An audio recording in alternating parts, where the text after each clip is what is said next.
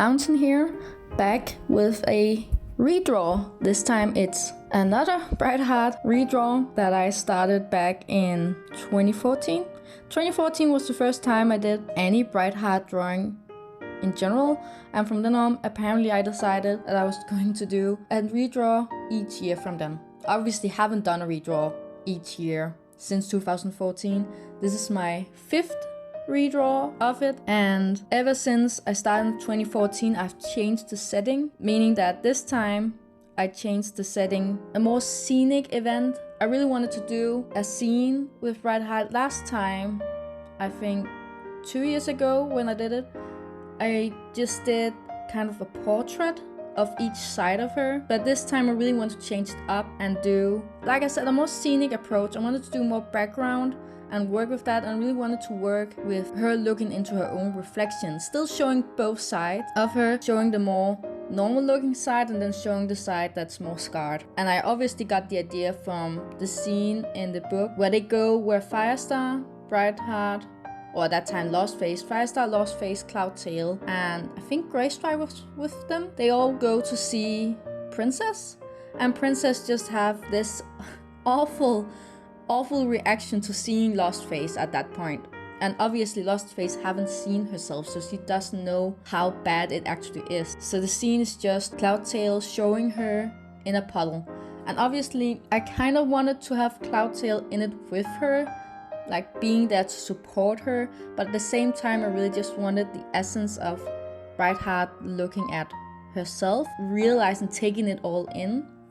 And it's a Brightheart drawing, so I didn't want another character in with it.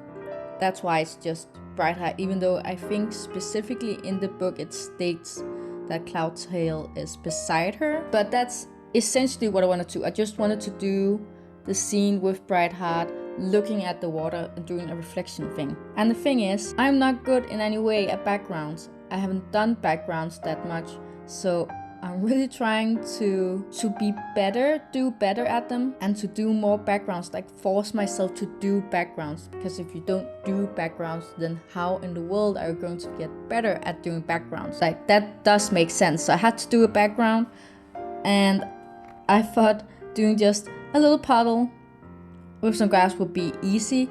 But as you'll see later on, I definitely did not make it that easy for myself to do the background, because I started working with the reflection in the water, and obviously they're in forest, so that's trees. So obviously that'll have to be a reflection of the trees in the water, and how there's a lot of physics in this apparently. I just thought you just draw a bit and it'll work out. No, obviously you have to think this out a lot more than just draw it. But that's like the main point of the drawing. I wanted to do a scenic event, I wanted to do more background, and I wanted to have the two sides of Brightheart still showing, and it seemed like a good point. So I sketched this out, I think about a half year actually. It's been like half a year since I sketched the drawing out. Then I just had it I put it aside, and I went back to it about August. In August or September I went back and I actually finished the drawing. I started before summer, I know that much. I started the sketch before summer, but I didn't actually finish before like after summer. And obviously I haven't uploaded the video before now. It's been busy. But that's like the main thing with the drawing.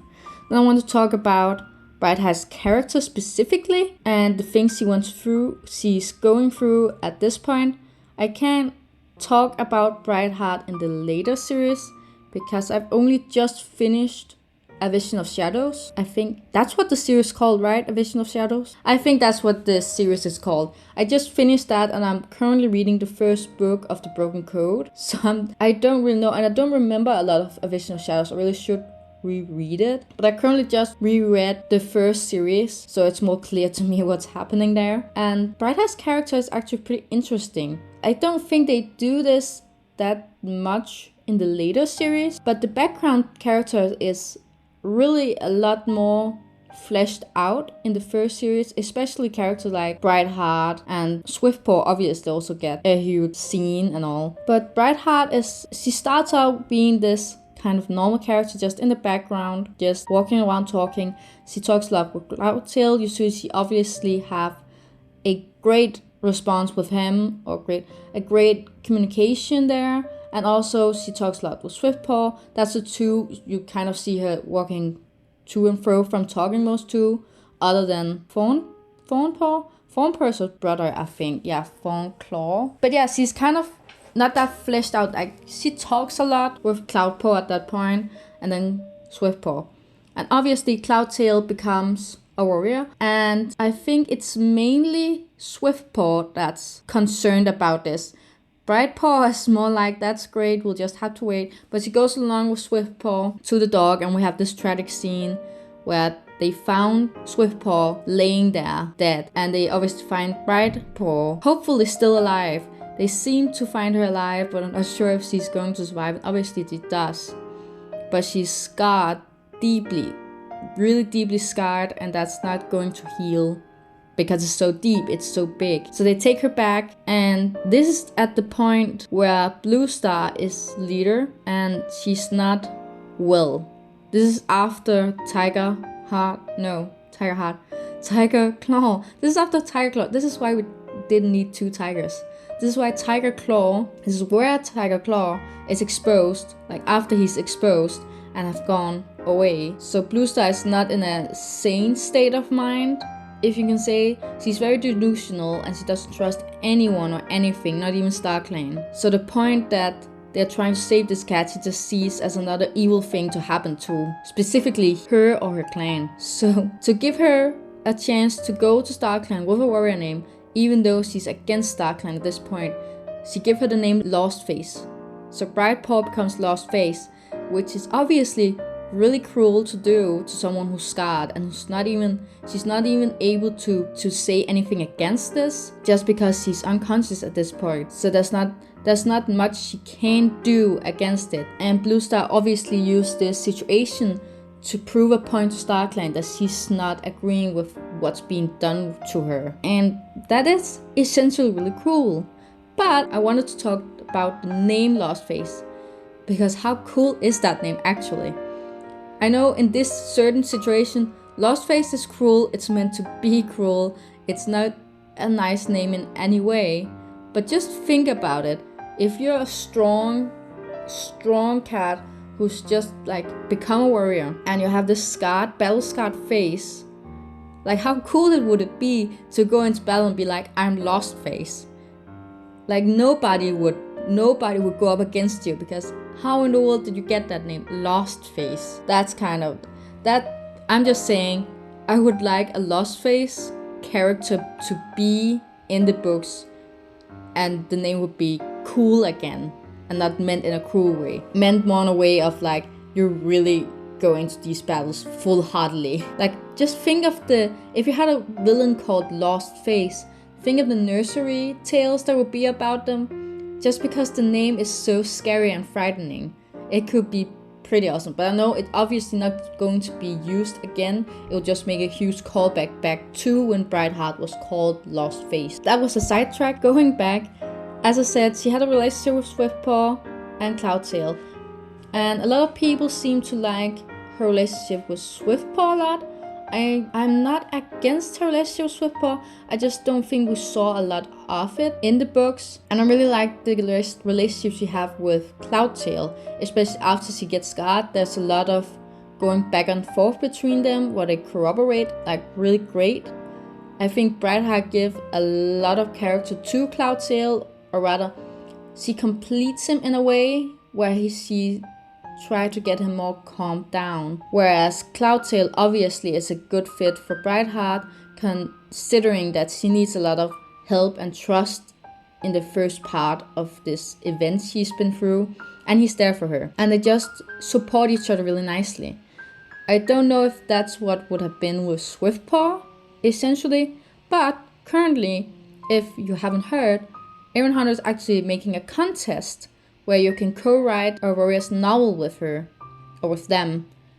And in that novel, or at least in the contest you're going through, you're actually writing from the point of view of Brightpaw. And that's pretty interesting, in my opinion, to see that not that contrast, but if they were actually to do a novella on Brightheart. That could be pretty interesting, considering we will see a lot more of her relationship with Swiftpaw. Was the relationship more of a love relationship, like a romantic relationship, or was just really nice childhood friends? Like, that would be real interesting to see, and I kind of hope they do it before the event of the dog attack, and I hope they don't end it with the dog attack necessarily. I'm not sure. I'm not an author, so I couldn't say anything about this being a good or a bad decision, but I think it could be pretty good. Now in the Warrior series, as far as I'm aware, she's in the Elder Den along with Cloudtail, Millie, and Greystripe. That's the only one in the Elders Den currently. As of right now, currently, I think that's the only ones in the Elder Den. I don't think anything have happened to them yet, and I don't think anything is going to happen to them for a very, very long time, to be honest. But again, I haven't read The Broken Code yet. I've just only started the first book, so I can't tell for sure. But as far as I'm aware, nothing really happens to them. They're just there in the Elder's Den. So we're nearing the end of the painting here. As you can see, I'm trying out some different things to make the reflection in the water. And I think it's pretty obvious to see that I'm not aware of what I'm doing in any way, but I'm trying to make it work somehow. I just want to finish this off with talking about what's currently going on in my own life. I'm at the moment trying to figure out a way to upload on YouTube regularly, because I've never ever uploaded regular ever, and my conclusion was I'm trying to upload every second week. So Thursday every second week I'll try to get a video up regularly. I'm not saying I'll succeed, but I'll at least give it an attempt. I just finished October, and that's the first time I actually did October. I did a drawing every day, some days better than others, definitely. But I will try to do it every second week. I think that'll be a good thing to me to set a schedule. It's pretty difficult to me to set a schedule also because currently I'm working full-time. When I'm not working full-time, I'm trying to practice my drawing skills to get into an animation academy or an animation college, if you can say that. I'm not sure what's it called, but at least get an education within animation. So when I'm not working, I'm trying to practice. When I'm not practice, I'm currently planning my own wedding, and that's just time consuming. And the wedding is not happening until August, but there's so much you have to schedule beforehand. And yeah, that it's not good. I have a lot to see and keep on my hands at the moment, but I'll try to keep it regularly. At the same time, I'm also trying to keep my house clean. I'm trying to keep myself fed, my pets fed. That's a lot of things, and that's just how it is being adult. There's not much you can do about it. I'm not saying that I don't like it, but yes, as I said, there's a lot to it, and I'm just trying to make it all work. And that's kind of it. As said, this is my 5th redraw of Brightheart. I'll do one hopefully next year. I'm hoping to not skip it next year in 2022, because I really like doing these scenes with Brightheart. Also because she's a character she have an interesting design to her with the scars and stuff. So there's a lot you can do and a lot you can improve on. Also just in doing it both realistically and more cartoony. I went more cartoony in this one because personally I like a more cartoony style, and it's just interesting, and it's interesting to change up the position of the drawing every time. So I'm really looking forward to redraw this again next year, hopefully. And until then, I hope to see you hopefully Thursday in 2 weeks, right? I hope to. And that's all. I'll see you next time. Bye.